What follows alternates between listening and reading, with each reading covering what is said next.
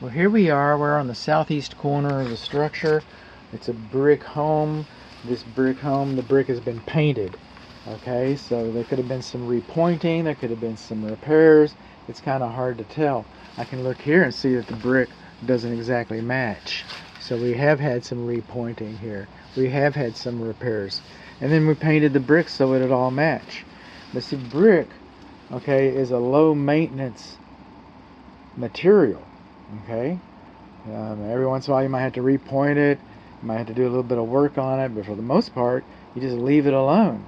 But now we've gone and we've painted it, and when we paint it, now we've turned this low maintenance exterior wall cladding into a high maintenance exterior wall cladding. Now we get to paint it a lot. Okay, so now if we were doing a wood destroying insect report, and I don't think we are, okay, I'll talk to my client about it, but I don't think we are. I think we agreed not to. But if I was, I'd say this fence is conducive to wood destroying insects. Okay, by design. Everybody wants a fence. But speaking of a fence, look at this little spot underneath here. Okay, that's about the size of a skunk. It could be a possum, but possums will climb a fence. Okay, skunks won't climb a fence. So something's crawling underneath there. Something's crawling there, and we got some rat traps around here. So there's that too. Now we're looking up. This is our soffit. And this is our soffit vent, and that's how the air gets into our attic, and it ventilates our attic, and it exits on those wind turbines that we saw when we were doing the roof video. But if we look up inside of here, I don't see how much air can get in there. Okay, our soffit vents are clogged. Some of it's paint, from the paint job, but a lot of it's dirt. A lot of it's dirt. It's been clogged for a while. This attic is not properly ventilated. We're rolling on along. Our windows have been replaced. How about that? Got double pane. What is this? Aluminum frame? Vinyl frame? What are you? Vinyl frame. Double pane vinyl frame. And then our sealant. Okay. Just like on the roof. Every year or so we should come in here and redo our sealant so that water doesn't get in. Brick is actually porous. We know that. So come over here, get a little picture. You can see my method. Look at you. Okay. So, we need to seal some of this. I'm going to roll on along. Rain gutters are below grade. That's a good thing. More clogged soffit vents. And this is on the roof video as well, but I am not sure what that niche is about. Well, the rain gutters going two different ways. That almost should have joined that so that the water could go down, because this rain gutter holds water. Now this is a bush. It's cute. Trees should not be placed closer than 25 feet to a foundation. Is that going to grow up? Yeah, it's going to grow up. This little holly bush. After the base gets over 3 inches, then technically that's considered to be a tree. Over here, which is for another video, but that's there's a main sewer cleanout right there. Look at that. Okay. Moving on along. This is beyond the scope of this inspection, but these paving stones are not dimensionally uniform.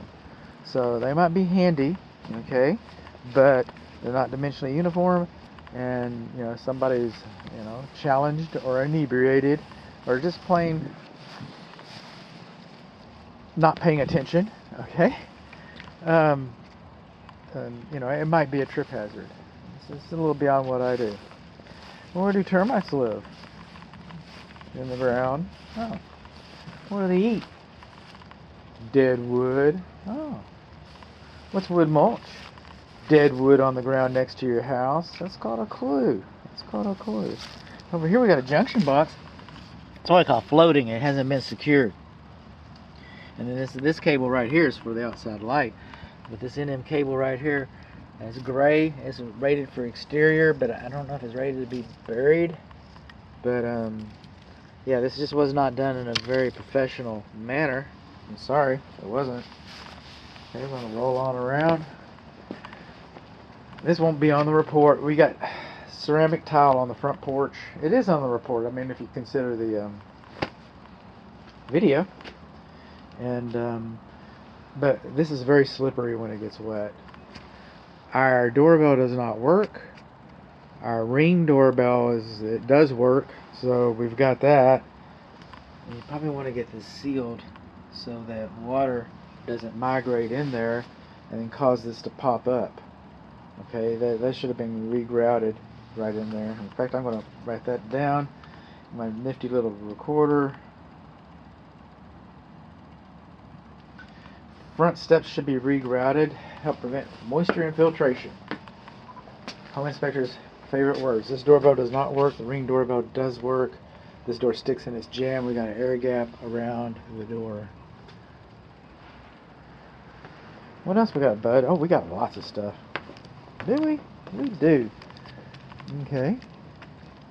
Moving on along, rain gutters below grade. Most of the rain gutters are below grade. We're going to talk to some of them. Looking over here, got a little bit of cracking right in there. There's minuscule stuff. It's really kind of tidy to be, the house is, let's see, this house is older than me, and I'm older than dirt. So, moving on along, our soffit vents are clogged again. This rain gutter discharges water, but it doesn't discharge water far enough away from the house. So this water sits here, and it goes back into the foundation. And I wouldn't be surprised if we find that it's wet right in there. This looks like foundation repair. The scarring right in here. It's the only place that I've seen it. But I don't know that it was actually foundation repair. I know there's some foundation work done. And the reason why I'm saying that is because of this rain gutter. At one time, I was told that the rain gutter over here by the cellar, hearsay, but she was saying, and I was hearing, that they had moved this because they didn't think it was doing any good to discharge outside of the, I guess on the neighbor's property or something, but that was modified. Power gates are beyond the scope of this inspection, but here it is, and it opens and it closes. Those cables are just kind of dangling right in there. We got a warning notice on this thing.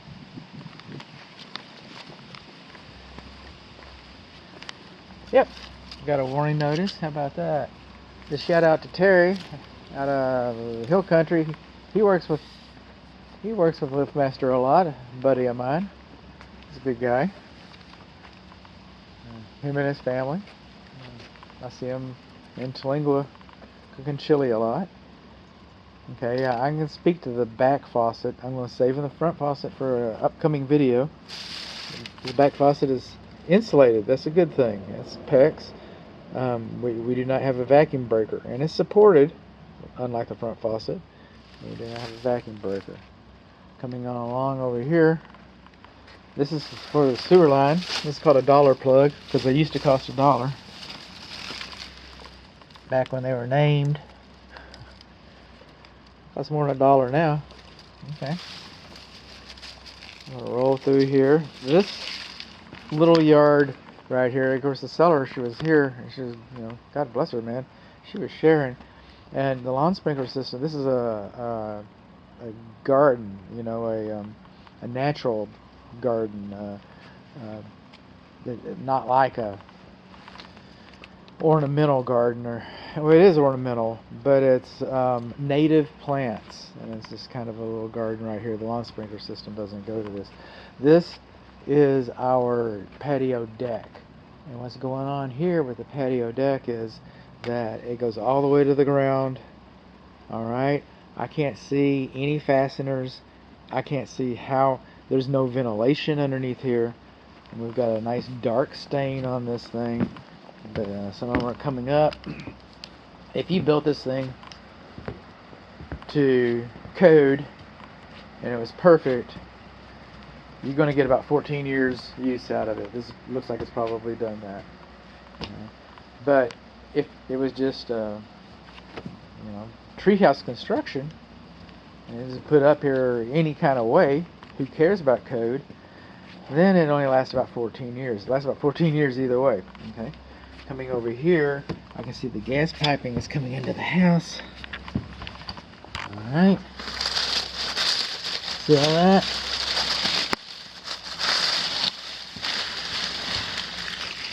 When the gas enters the house, that should be painted.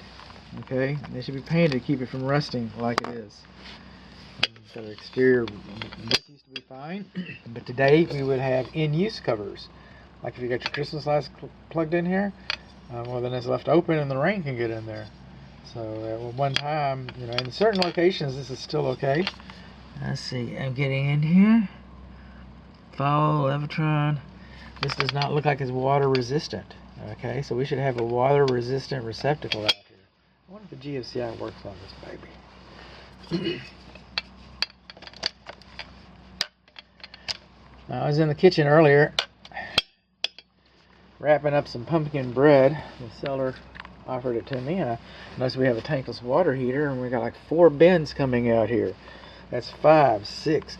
Now, this is the pressure relief drain pipe for the water heater, and it's not supposed to have more than 5 90-degree bins. We got 1, 2, 3 outside and about 4 inside. It's definitely more than 5. Okay. I don't remember seeing a safety pin drain in there, but we'll look at it again some more. Okay, moving on along. Okay. This doesn't have to be sealed. Some people might say, this needs to be sealed, you know, but this is the outside box right there, and it's right there on the brick, and that's fine. Okay. Outside grill. So what happens, we got this thing stained. We don't have any ventilation underneath it, okay? So it's like taking a jar and turning a jar upside down on the ground, and then the water comes up in the jar, and you can pour the water out of it, drifts in, and, you know, and that's how you would survive out in the wilderness if you had a jar. But the whole idea is the water that comes out of the ground, the water that gets between the wood, has no place to go. It has no place to go, so the rot will come from the inside out. We're going to have a video for you. We're going to have a video for you. We are. And we're going to have a video for you. This is the brick house. We're going to have a video for the wooden detached garage. And a roof video too.